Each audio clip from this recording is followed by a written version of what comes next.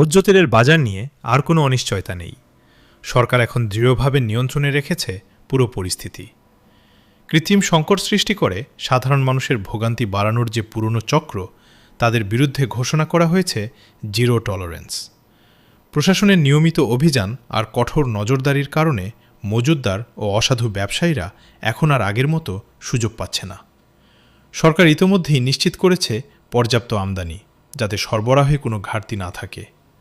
আন্তর্জাতিক বাজারের ওঠানামা মাথায় রেখেও দেশের বাজারে যেন স্থিতিশীলতা বজায় থাকে, সেদিকেই দেওয়া হচ্ছে সর্বোচ্চ গুরুত্ব।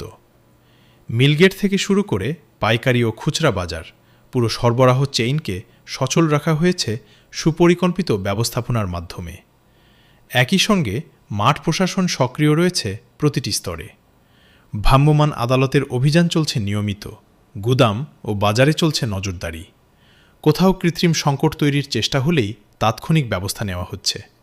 ফলে বাজারে স্বাভাবিক সরবরাহ বজায় থাকছে এবং অযৌক্তিক মূল্যবৃদ্ধি অনেকটাই নিয়ন্ত্রণে এসেছে। সরকারের এই কঠোর অবস্থানের মূল লক্ষ্য একটাই: সাধারণ মানুষের ক্রয় ক্ষমতার মধ্যে নিত্যপণ্য নিশ্চিত করা। কোনো সিন্ডিকেট বা মজুতদারের হাতে বাজারকে জিম্মি হতে দেওয়া হবে না। এখন সময় স্বস্তির, কারণ ভোজ্য তেলের বাজারে স্থিতিশীলতা ফিরিয়ে আনতে সরকার কাজ করছে নিরলসভাবে।